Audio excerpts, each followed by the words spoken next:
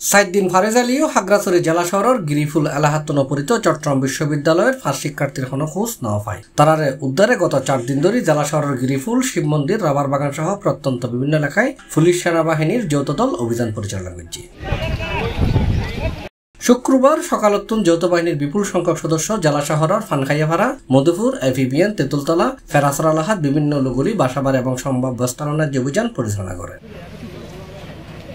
ইন্দি এই অপহরণের ঘটনার কেন্দ্র করে সামাজিক যোগাযোগ মাধ্যমত অপহৃত এবং অপহরণকারীর পক্ষে বিপক্ষে বিভিন্ন লেখালেখি দেখা যায়। অপহৃত বিশ্ববিদ্যালয়ের ছাত্রছাত্রীদের মুক্তির দাবি জানাই সংঘাত এবং বৈষম্য বিরোধী পাহাড়ি ছাত্র আন্দোলন এই সংগঠনের পক্ষতুন সুচিন্তা চাকমা এক বিবৃতিতে অপহরণের ঘটনার নিন্দা জানাইরা তারার মুক্তি দিবের দাবি জানায়। বিশ্ববিদ্যালয় শিক্ষার্থীরা জাতির ভবিষ্যৎ কর্ণধার উল্লেখ করে জাতির বৃহত্তর স্বার্থে অপরাজনীতি বন্ধ করে ঐক্যের আহ্বান জানানো হয়।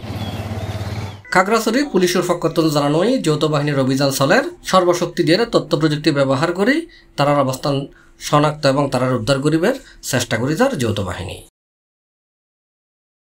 C+ TV, Chittagong.